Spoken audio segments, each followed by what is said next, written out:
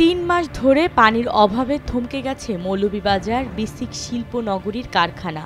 পানি না পেয়ে বিপাকে মালিক থেকে শুরু করে শ্রমিকরা। এতে বন্ধ হয়ে যাওয়ার পথে বেশিরভাগ কারখানা।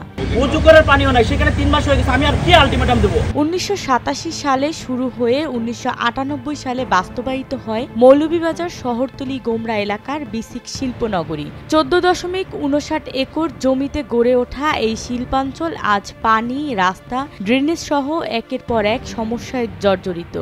ড্রেনের কোনো কাজ করা হয় নাই।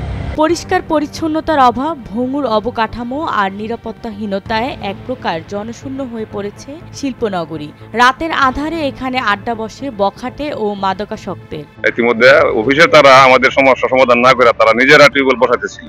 ১৩ আগস্ট নানা সমস্যার সমাধান ও পানির সরবরাহ চালুর দাবিতে মানববন্ধন করেছেন কারখানার ব্যবসায়ী ও মালিকরা। ব্যবসায়ীরা বলেন, প্রায় ৩ মাস ধরে পানির পাম্প নষ্ট, অথচ বাধ্যতামূলকভাবে পানির বিল নিচ্ছে বিসিক। আজকে ৩ মাস ধরে অনেক ফ্যাক্টরি, প্রতি ফ্যাক্টরি পানি নাই, পরিবেশ নোংরা, ড্রেনের ব্যবস্থা নাই। বারবার বলা সত্ত্বেও তারা নিচ্ছে, ওই স্টিমে টাকায় পাঠাইছি, চলে আসবে, এই বিভিন্ন অজুহাত দিয়ে আমাদেরকে এখন আমাদের বিভিন্ন ফ্যাক্টরিগুলো বন্ধ হওয়ার উপক্রম। যত দ্রুত সম্ভব সমস্যার সমাধান করে পানি সরবরাহ চালু করা হবে বলে জানান সংশ্লিষ্ট কর্তৃপক্ষ। নিম্নমানের কাজ, বিদ্যুতের ট্রান্সফরমার নষ্ট হলে ৩ দিন চলে যায় ঠিক করতে।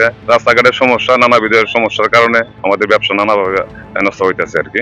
পানি না থাকায় কাজ বন্ধ, লোকসানের বোঝা ক্রমেই বাড়ছে। বেকার হয়ে পড়ছেন অসংখ্য শ্রমিক। সমস্যার সমাধান না হলে বিসিক শিল্পনগরীর চাকা পুরোপুরি থেমে যেতে পারে বলে আশঙ্কা করছেন মালিক শ্রমিকরা। পাম্প থেকে যে পানি দেওয়া হয় সেই পাম্পটা নষ্ট হয়ে আছে আজকে প্রায় ৩ মাস যাবত। পাম্পের কোনো সমস্যার সমাধান না হওয়ার কারণে আমাদের ফ্যাক্টরি উৎপাদন কার্যক্রম তো বন্ধ রয়েছে। আমরা আমাদের নিত্য ব্যবহার্য পানি, ওযু এবং গোসল এবং প্রস্রাব পায়খানার পানিও পাচ্ছি না। এটা দ্রুত সমাধানের জন্য আমরা কর্তৃপক্ষের কাছে দাবি জানিয়েও আমরা কোনো সুরা না পাওয়ায় আমরা জেলা প্রশাসক মহোদয়ের বরাবরে আমরা আবেদন জানাচ্ছি। আমি এখানে জয়েন করেছি গত ২৯ তারিখে। আমি আসার পর থেকে ইতিমধ্যে আমি চেয়ারম্যান স্যারকে বিষয়টা অবগত করেছি। আমি গতকালকে আমার চিফ ইঞ্জিনিয়ার স্যারের সঙ্গে কথা বলছি, আমি আমার আরডি স্যারের সঙ্গে কথা বলছি, যাতে দ্রুততম সময়ের মধ্যে আমরা এই সমস্যাটা সমাধান করতে পারি।